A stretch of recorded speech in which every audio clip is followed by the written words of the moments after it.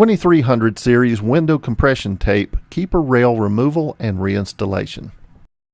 The 2300 series single hung window has a unique feature which allows removal of the keeper rail and top glass, so as to allow temporary passage of large items through them without removal of the entire window. The simple tools you will need are a ladder for access to the window, a stiff putty knife, wood chisel or 5-in-1 tool, drill driver, and a hand screwdriver which may be handy. Note the label configuration on this unit. This is for the compression tape product used for sealing the insulated glass unit, or IGU, to the vinyl frame. This compression tape only adheres to the IGU. Let's begin by removing the sash. First, raise the operational bottom sash by first unlocking the lock or locks if more than one, and raise the sash approximately 4 to 6 inches. Then push the tilt latches located on top at both ends of the sash toward the lock, and tilt the operating sash in to you at a 90-degree angle. Then, while maintaining that 90-degree angle, pull up on one side of the bottom rail so it frees the tilt pins from the balance shoe. Once this is achieved, lift up on the opposite end of the bottom rail to release the opposite tilt pin from the balance shoe. Place the removed sash in a safe location where it will not get broken, damaged, or lost. The removal of the glazing bead which secures the glass in the upper portion of the 1500 single hung window must be done in the proper sequence to ensure the unit is not damaged, or more importantly, an injury does not occur. Using a stiff putty knife as seen here, or a 5-in-1 tool, or wood chisel, locate the small seam located between the glazing bead and the frame, and insert your tool into the seam. In this illustration, we began on the right-hand side, vertical glazing bead. You may begin on the left-hand side if you so desire. Gently pry the glazing bead toward the center of the window, repeating this process up the entire length of the glazing bead. Do not pull, as this will damage the glazing bead. Once the vertical glazing bead is removed, place it with the operating sash where it won't be damaged.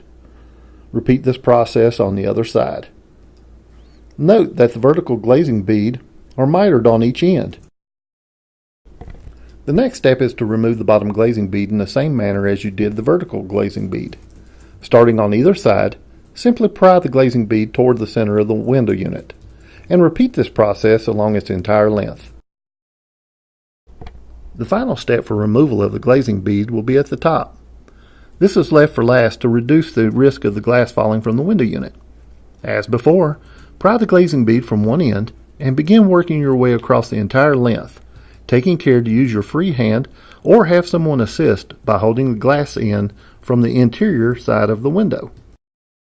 Safely secure the glazing bead and removal tool temporarily out of the way so both hands can be free for the removal of the top glass. Using both hands, or an assistant, tilt the IGU in at the top. Continue tilting the IGU until you can firmly grasp it in both hands and gently remove it from the frame, taking care not to damage the gasket applied to the exterior surface of the glass, as this is needed when the glass is reset. Place the IGU with the sash and glazing bead where it won't get damaged or lost. Remove and place the setting blocks with the IGU. To remove the keeper rail, begin by using either a drill driver with a No. 2 Phillips head bit or a No. 2 hand driver to remove the 2 screws holding the keeper rail in place. Place these screws with the sash, glazing bead, and top glass, as you will need to reuse them. Once this is done, you must depress the keeper rail anchor buttons located on the bottom and top of the meeting rail. Using a screwdriver, simply depress and rotate the keeper rail out of the anchor. Using a flat screwdriver or stiff putty knife, 5-in-1 tool, or wood chisel, gently pry the keeper rail away from the frame while pulling straight in toward you. Continue to pull the meeting rail in on this side. Repeat these steps to free the keeper rail on the other side. Remove the keeper rail and place it with the other stored items. Now large items such as drywall or carpeting can be brought through the window frame. To reinstall the keeper rail, simply locate the rail and hold it evenly across the frame in the area where the anchors are located. The lock keeper should be facing you and be oriented up. Once centered over the anchors, Gently but firmly push toward the exterior of the home until the keeper rail snaps into place. Verify that the anchor buttons have snapped into the holes on top and bottom of the keeper rail on both ends. Next, using a number 2 Phillips head screwdriver, reinstall the 2 keeper rail anchor screws, one on each end. Apply the setting blocks across the keeper rail so that one is located directly over each lock and within 2 inches of each corner, but not covering the anchor buttons, which also function as a weep system for this window. Once the setting blocks have been placed across the keeper rail, it is time to set the glass. To do so, you should secure the top glazing bead close by or in your back pocket. Next, firmly grasp and set the glass into the opening on the setting blocks with the printed side of the labels facing in and the large green P facing outside, and the print should not be upside down or sideways. The glazing bead has a leg on it that must go in a kerf designed into the window to adequately secure the glass. Then push into the corner and continue snapping the glazing bead in by pressing straight in and doing so across the entire top rail. The next piece of glazing bead to be applied should be at the bottom using the other square cut glazing bead and repeating the process as you did at the top. The vertical glazing bead has the mitered ends and should be applied next. It doesn't matter which side, but start an inch or so from the corner, and once the glazing bead is snapped in, slide it into place and finish out the process.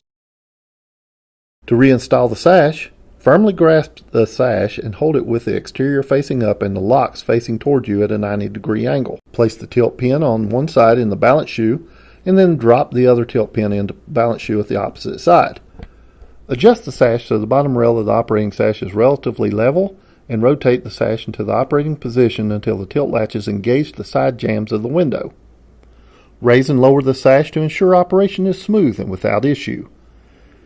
If there are issues, remove the sash and reinstall, verifying the tilt pins are seated in the balance shoes. For further assistance, contact us at plygymwindows.com.